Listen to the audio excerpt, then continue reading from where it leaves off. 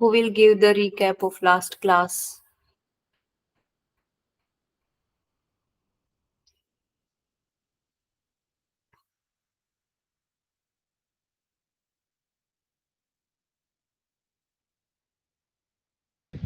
Okay, ma'am. Ma'am, last class we started communication. So we have seen communication definition and communication meaning and features of communication and characteristics of communication and function and objective of communication. Then we have seen macro function of communication. Then we saw in addition there can be some more function.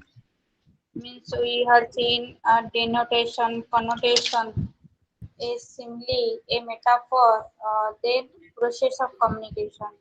Sender, encoding, message.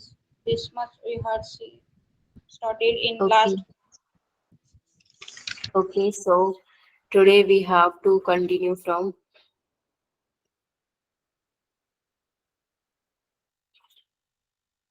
macro functions are clear to everyone.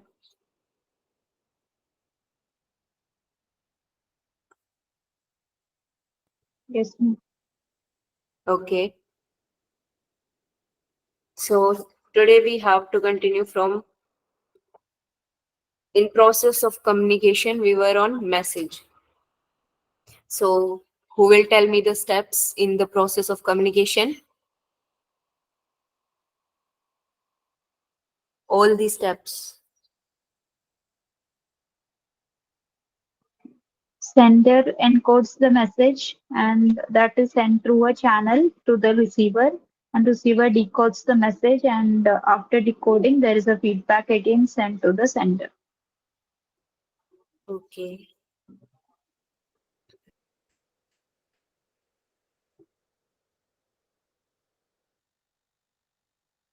Message.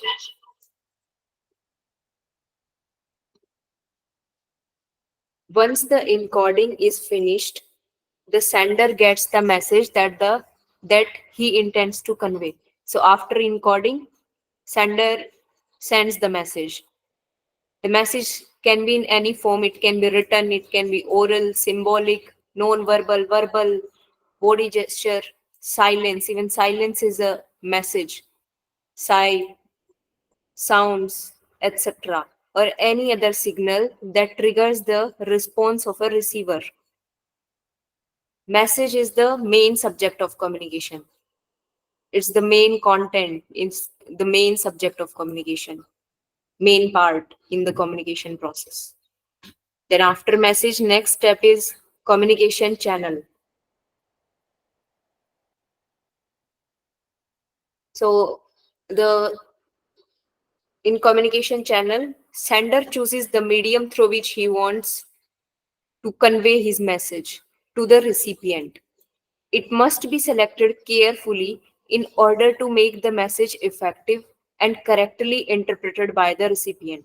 For example, you have to invite your friend for birthday party, and one thing is that you have two options. One is you can just send a text message to your friend, and second is you do a phone call and then invite him or her on your birthday party. So if you just text him, then it might be possible that he or she will think that you are not much excited to invite your friend to your birthday party. So they may interpret in some other way. And if you do a phone call, then it will help you to connect emotionally better with your friend, and then he or she will think that yes, you are excited to invite them on your birthday party. So the channel that we use in communication plays a very great role. It must be selected carefully, and the choice of medium depends on the interpersonal relationships between the sender and the receiver, and also the urgency of the message being sent. So if it's some message is urgent, we have to urgently share any message, then Either we do phone call, or or we uh, or we just directly go to a person or send our message.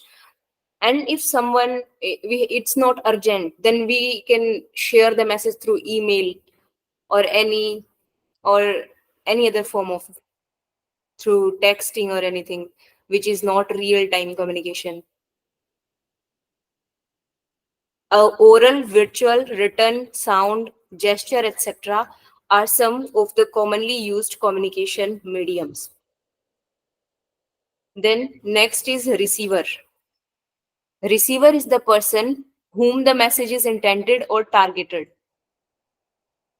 He tries to comprehend it in the best possible manner such that communication objective is attained.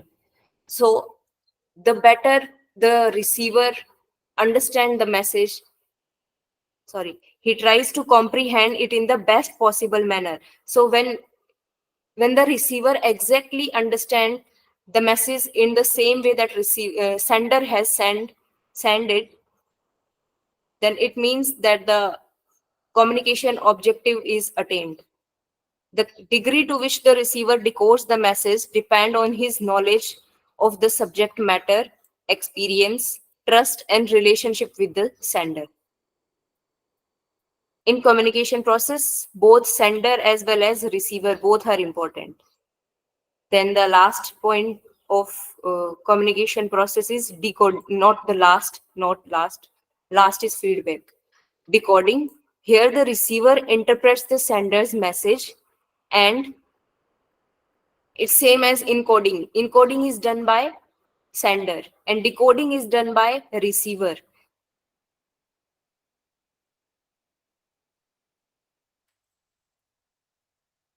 In decoding, the receiver understands the message that is received from the sender and tries to understand it in the best possible manner. An effective communication occurs only if the receiver understands the message in exactly the same way as it was intended by the sender. Okay, so then after this, next is feedback. Feedback is the most last point and very important point in communication process. Feedback is the final step in the process that ensures that the receiver has received the message and interpreted it correctly as it was intended by the sender. For example, you are preparing any dish. You saw the recipe of that dish on YouTube, and then you are trying to prepare it.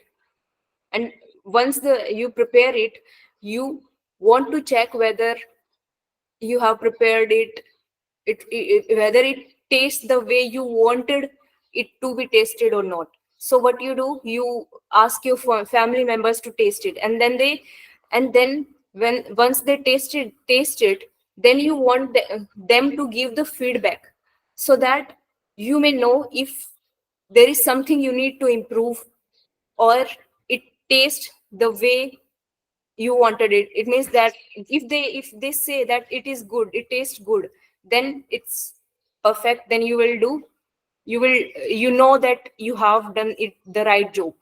But if they say that the sugar is less in that dish or something, they say some other thing, then you will what you do, you know that this is not the right way and now I need to improve. So here, in the same way, feedback plays this role in communication. Like you know that whether the receiver has interpreted it correctly as you wanted it to taste, as you wanted it to wanted to send the message, whether it the same way or not. It increases the effectiveness of the communication as it permits the sender to know the efficacy of his message. The response of the receiver can be verbal or non-verbal. whether you can use the receiver can give feedback through any gesture or verbally. Without feedback, any communication process remains incomplete. So to complete a communication process, feedback must be there. Otherwise, otherwise it will be one way, or one way is not a great way of communication. Communication is always two way. When the receiver confirms that they have received and understood a message, it is called feedback. So this was the communication process. Is this clear? Yes, ma'am. Yes, ma'am. Okay. Next is type of communication. In types of communication, these are classified into 4 categories. First is classification on the basis of relationship. Second, on the basis of channel. In third classification, the communication is classified on the basis of purpose and style. And in the last one, on the basis of direction. So on the basis of relationship element, communication is divided into intrapersonal communication, interpersonal communication or group communication, and then mass media. These are on the basis of relationship element. Intrapersonal means the relationship with oneself, with ourselves, and in personal between the two people. In mass media, with many people, like there is one sender and many receivers. Communication type on the basis of channel. On the basis of channel we are using, communication is divided into 2 types: verbal and non-verbal. In verbal communication, where we use words, now these words can be orally like speaking, or it can be written, writing down words. And in non-verbal, like body gestures, facial expressions, posture, our surrounding, the way we dress, the way the way our place is, all these things come in non-verbal communication. Third one is classification based on purpose and style. So on the basis of purpose and style, communication is divided into formal and informal communication. And classification on the basis of direction. In direction, it can be vertical. Vertical means this line, like this. And in horizontal, this line. In diagonal, a line like this. So we will see these later.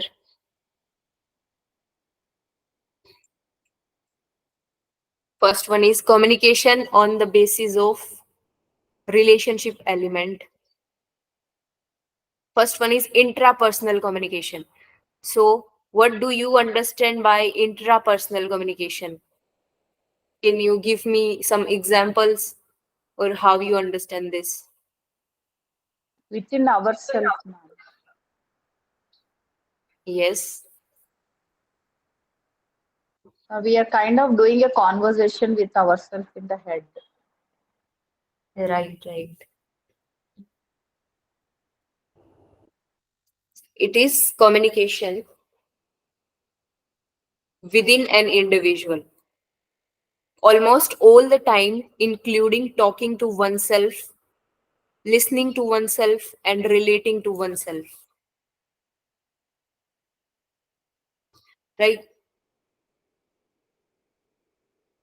If you are, for example, you're doing some self talk, or anything, any internal dialogue going within you. You are doing self reflection, you're making some decision, and you are talking to yourself. All these come in that intrapersonal communication. It includes individual reflection, meditation, contemplation, and even praying to God. So praying to God also come in this intrapersonal, like muttering, "Oh my God," "Oh no," when in trouble, "Wow," and "Thank God," are a few common examples of intrapersonal communication.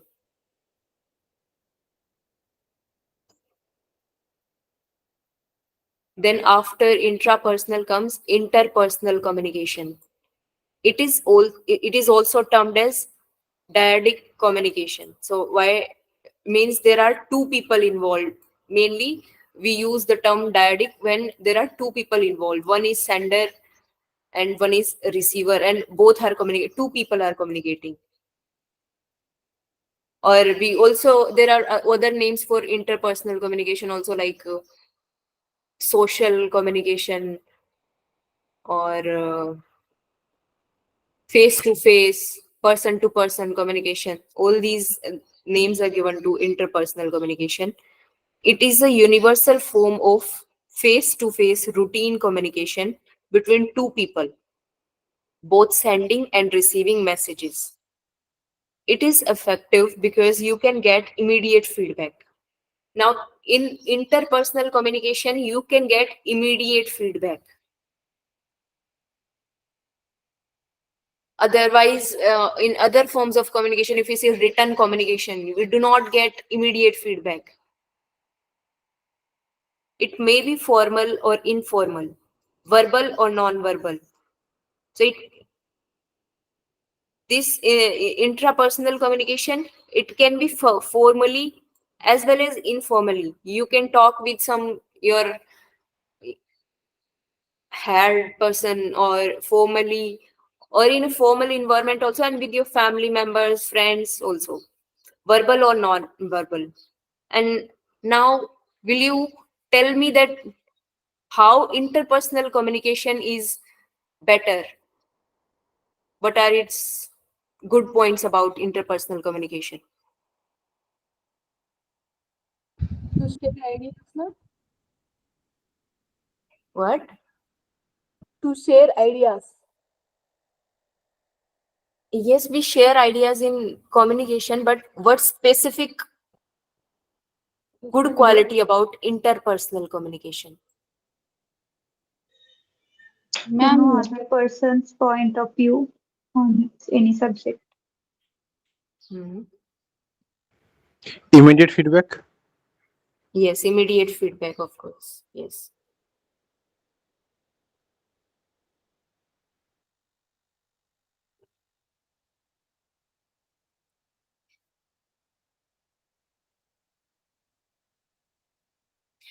Okay. So in interpersonal, immediate feedback is there, and face to face encounter is there. So when two people are in the real time, like when we are in now in the class, then it's not like that.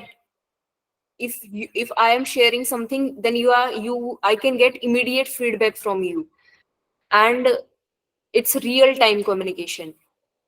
It's not like that when I send some message, then you will respond after some days or some time later.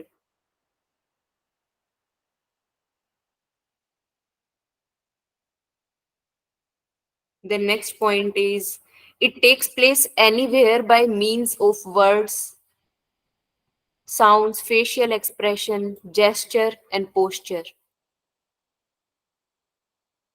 Due to proximity between the sender and the receiver, the interpersonal communication has emotional appeal too. So this is good point about interpersonal communication, that in interpersonal communication there is proximity between the sender and the receiver. It can also motivate, encourage, and coordinate work more effectively. So this way of communication is good for motivating someone, encouraging someone, and coordinate work more effectively than any other form of communication. If we see written communication, then no, it can't be much effective as compared to this. Like you are when physically or you are there present with someone, then it is more effective. The efficacy of interpersonal communication depends very much on the mutual relationship between two partners in communication, their status, roles, and skills. Next, it has greater scope for grapevine. Anyone know about grapevine in communication? Like Chugli, ma'am, doing some Chugli or Right, juicy news. right. So grapevine is like gossip, and why grapevine happens in interpersonal communication? Because interpersonal communication, as we seen the previous slide also, it can be formal as well as informal. It can be both. So when interpersonal communication is informal, then there are chances that that the communication can be converted into gossips, and it can spread quickly. Rumors, gossips, all these come in grapevine communication. Like one tells one person, then one to other, then it goes on like this. Interpersonal communication can be further subdivided into formal meetings and conferences, or informal private discussions with family members or friends. Next is group communication. Group is a number of people that has a common goal, interact with one another to attain the goal, recognize another's existence, and see themselves as the part of the group. So in group communication, many people are there. It can be small group, large group, doesn't matter. And those people have a common goal, and they were there to interact on some common topic or one another to attain the goal, recognize one another's existence, see themselves as the part of the group. It provides an opportunity for people to come together to discuss and exchange views of common interest. So there should be something common in them, common goal, common interest. There are two types of group, primary and secondary group. Now, what are primary group? According to C.H. Hule, primary group are composed of individuals with intimate personal relations and who interact face to face, like family, play groups, labor groups. So in primary group, individuals have intimate personal relations, like they know each other, like in family, play groups, labor group, and clan. Anybody know what clan is? Having same interests, ma'am. Right, same interest, and also they have the either same ancestors or lineage, so they come in clan. And kinship, anybody knows?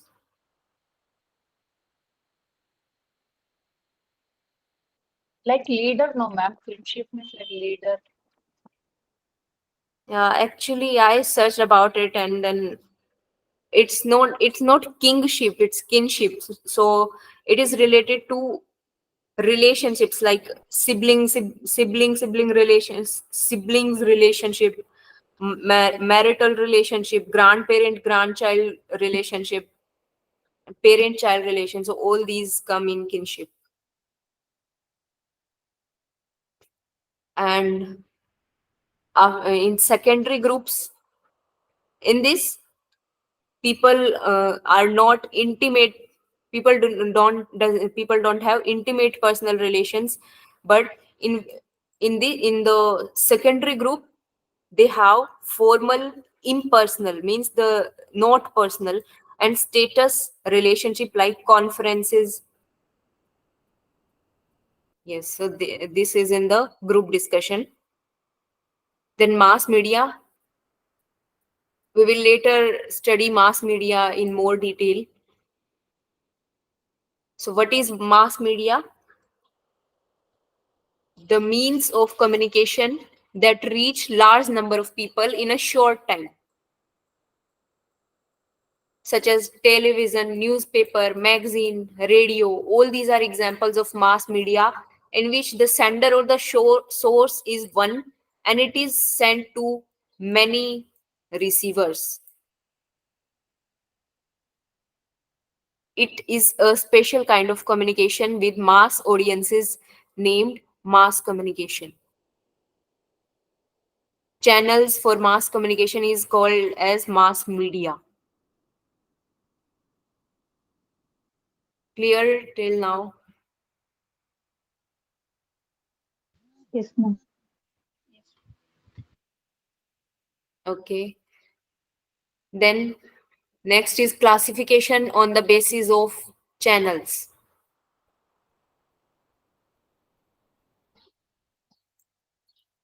Verbal communication. In verbal communication, verbal, what does word verbal means? Verbal means use of words in communication process and in design and formulation of messages. In verbal communication, message is transmitted verbally. That is by making use of words.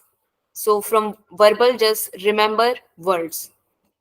Verbal mean words. And these words now can be orally spoken or written, such as oral and written. In verbal communication, remember the acronym KISS. Keep it short and simple.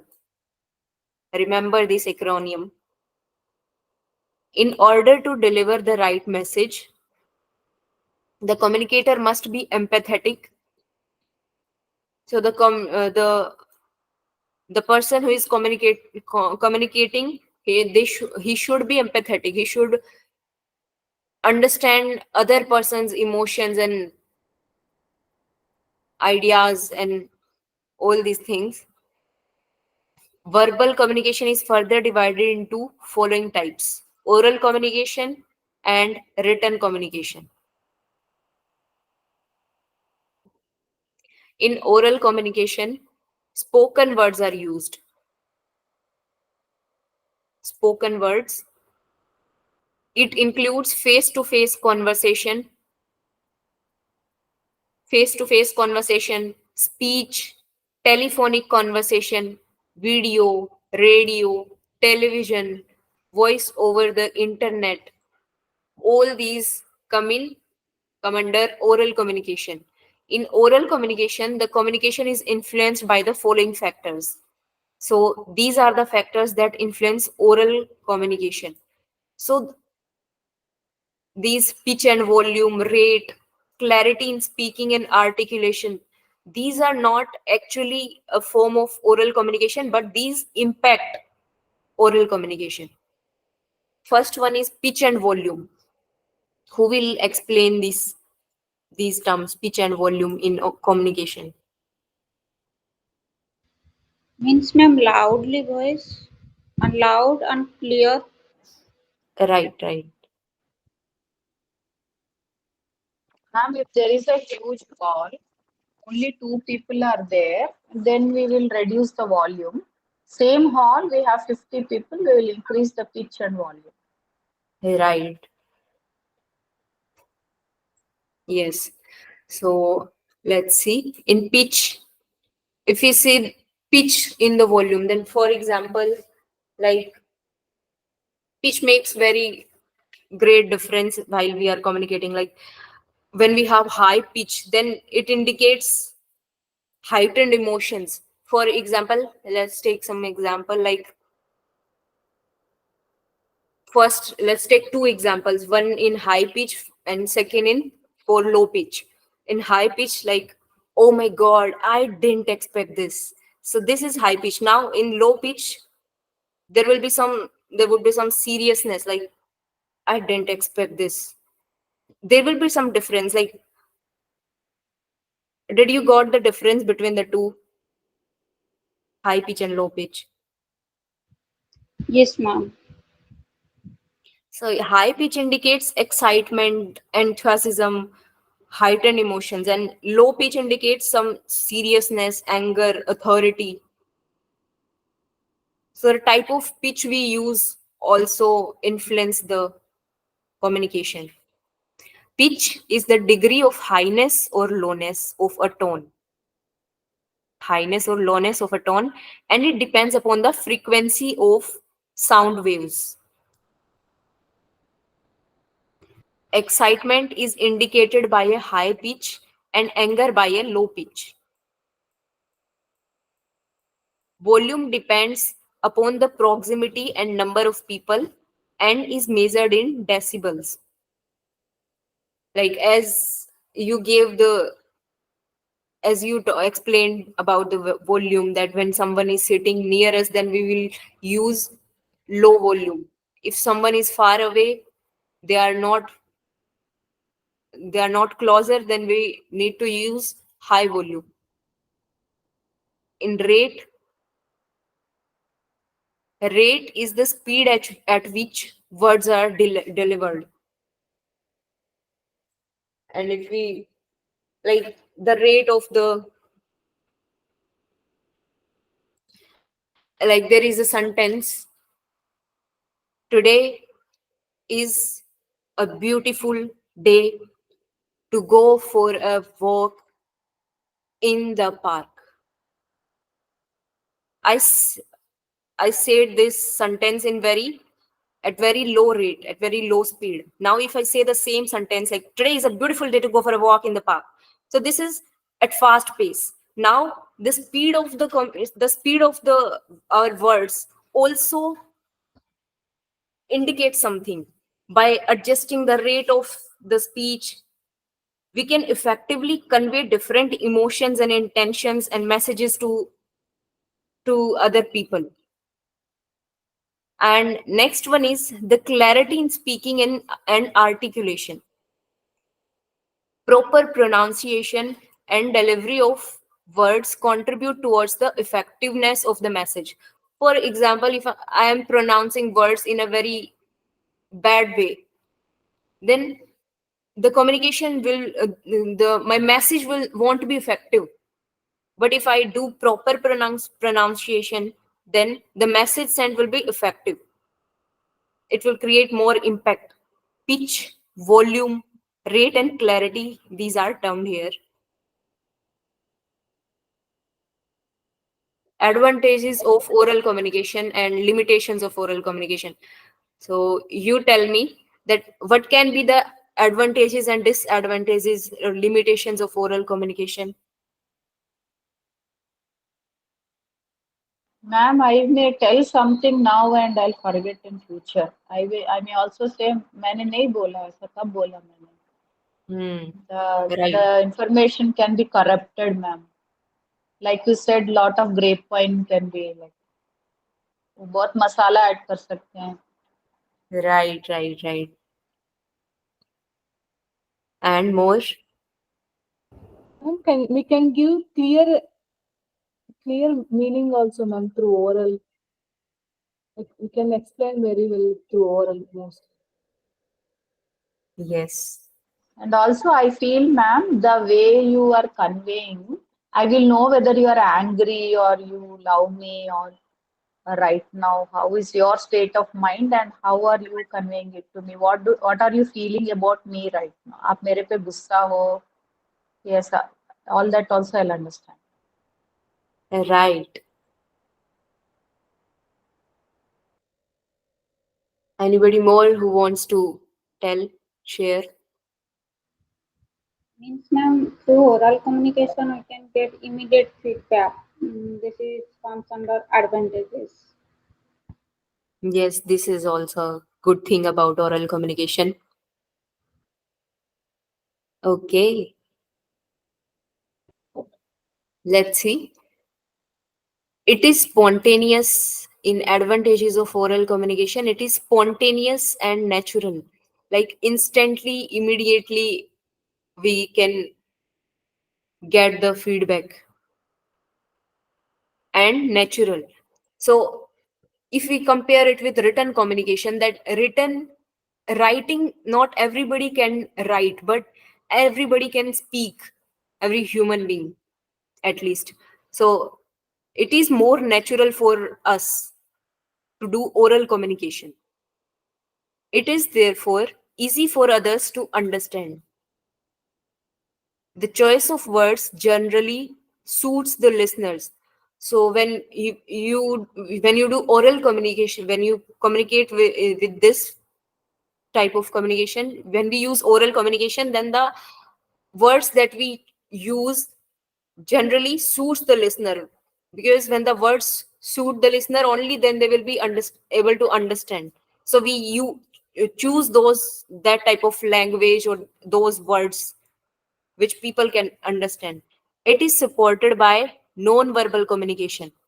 So oral communication is not only like we are just speaking and speaking. We, along with speaking, along with orally communicating, we also use our hand gestures, our body language, our eyes, all these things. And the communicator or the person who communicates is always physically available. So not physically is not the appropriate word here, but yes, they are real time. Like we are we are communicating right now through online method. So it's not, it's not physically. So we can say that real time communication is there. And next is, it can develop a close relationship between the speaker and the listener. So oral communication, as compared to other forms of other types of communication, it can build close relationship with speaker and listener. And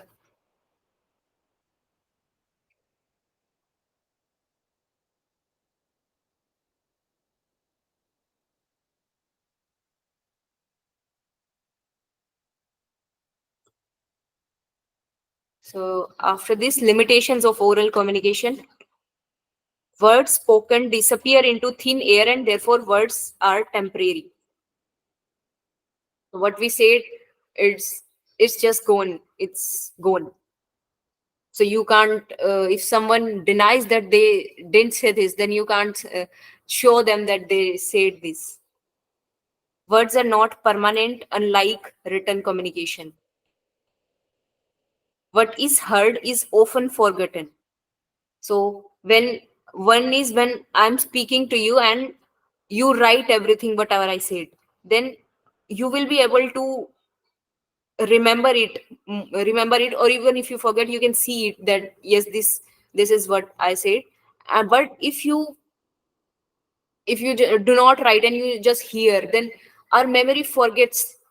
We don't even remember what we did, exactly the same things that we did yesterday. So words are, we forget the words. Non-verbal communication that supports oral communication may not be understood by people from other cultures. Like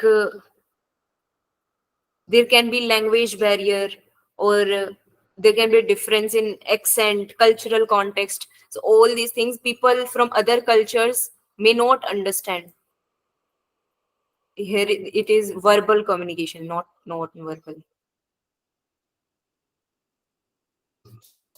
Clear? Is this clear till now? Yes, ma'am. Yes, ma'am. Okay. Then written communication.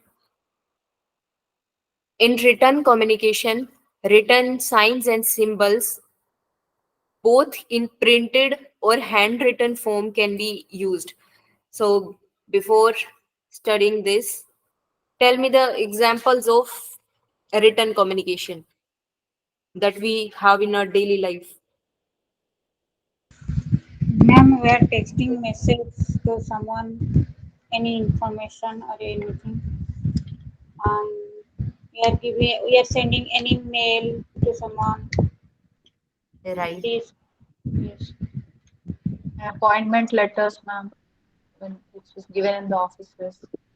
Any formal communication done in the office, Right. or land documents that we make, or any agreements, deeds, all that is written. Formal letters, blogs. Right.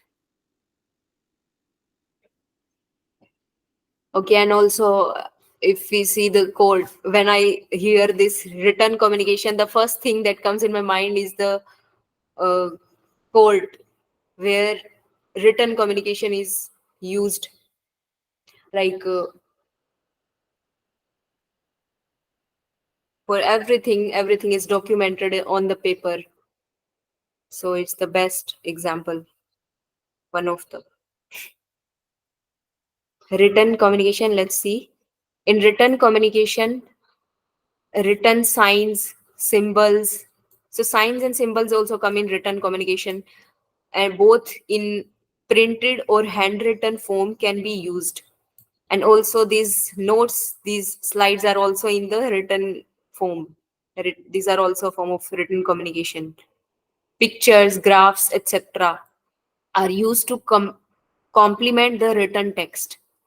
The communicator's writing skill, style, and knowledge of grammar affect the quality of the message. And in written communication, messages can be transmitted through email, letters, reports, memos, etc. This is the most commonly used communication in a business organization. So, in formal setup in business organization, this is this way of communication, this type of communication is highly used. Advantages of written communication. Messages can be edited. So you tell me what can be the advantages and disadvantages of written communication. Time taking, ma'am. Sorry, what? It's time taking. We can say it can Right, consume some time. right. And But also advantage, concrete, ma'am. But also it is concrete. Once I put it on the paper, I'll have a clear idea of what very I'm good. conveying. Hmm. It's concrete, yes. Okay. The first advantage that is given is messages can be edited and revised many times before being sent. So if you can be creative while sending messages, so it minimizes the chance of error, and you can edit it as many times you want. You can read it again and again before sending it.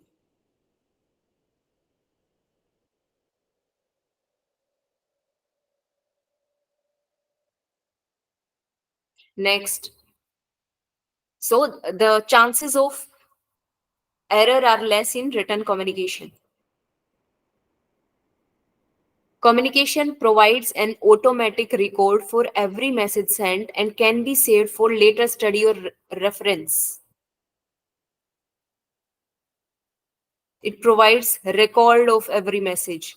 You can where if you do journaling or you write diary, for example, then you can see that, and in that journal you write that whatever you did in the entire day. Then you can see that what you did yesterday, what you did a month, a month before, years before. So you have the record of every message, of everything sent, and can be saved for later study. So when you want to analyze thing or you want to study, then you can also use those messages. the record. Written messages enables the receiver to fully understand it and send appropriate feedback. Now, if we send someone message, then the receiver can take his or her time, how much time he or she needs. They can understand it properly, and then if they understand it properly, then they can give proper feedback. It brings the element of more objectivity. Limitations of written communication are: written communication may not provide prompt and spontaneous feedback. So if, like, for example, if someone if you send message to someone, then they may or may not reply instantly, or they may take some time. They may even ignore the there are chances of written communication to be ignored, or it they may take time of some days, some hours. It's not spontaneous. Written Nowadays communication. it is very common, ma'am. Nowadays it has become very common. We see the blue tick after 15 days also they don't respond. Yes, this is the limitation of written communication. Written communication may take more time. Usually, communication is a mix of both oral and written formats. So, right now, if you see that I am presenting the slides, and along with that, I am also verbally communicating. Orally, I'm talking, I'm discussing. So, usually, communication is both oral and written. Next, non-verbal communication. It is the process of communication through sending and receiving wordless messages. There is a famous quote: actions speak louder than words. Actions speak louder than words. When you do something, if parents keep telling their children that do this, do this, do this, but if they understand that actions speak, if they do something on their own, then children will follow them. This shows that actions speak louder than words. Here, actions stand for our body movements.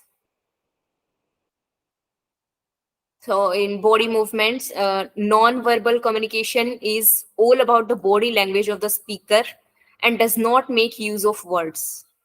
Communication other than and oral and written, such as body gesture, eye contact,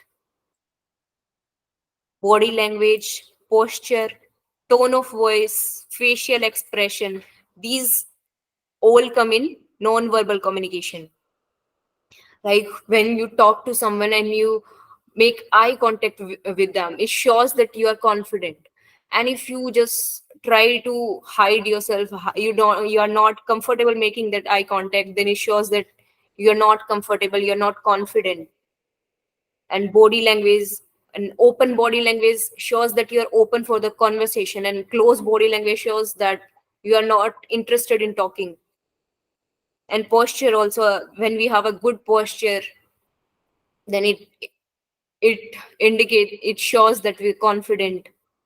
And our tone of voice, facial expression, all these indicate something, tells us something, communicates something. Non-verbal communication helps the receiver in better interpretation of the message.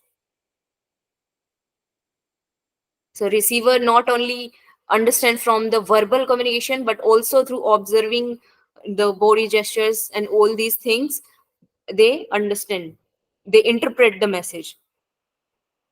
When non-verbal communication has the following three elements: appearance, body language, and sounds.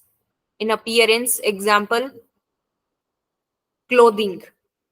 So how you appear, how you dress up, your hairstyle, neatness of the speaker,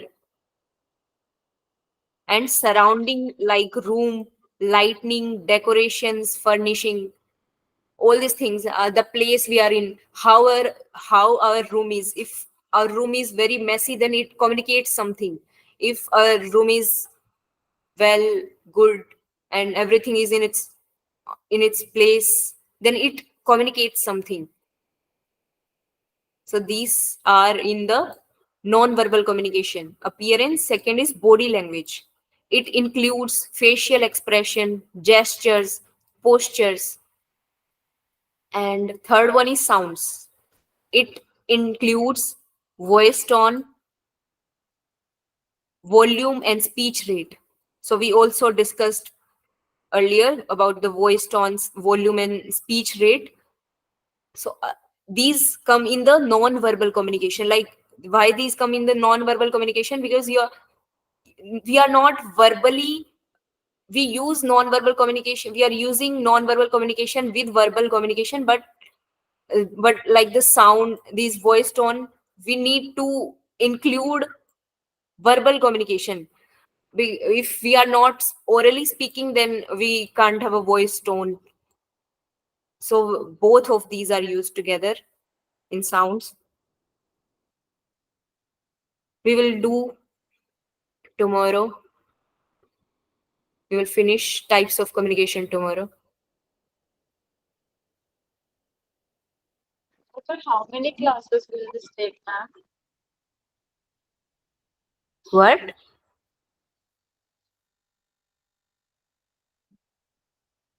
Hello. Ma'am, how many more classes will it take, ma'am, this topic? Just wait a second. I'm not able to listen you.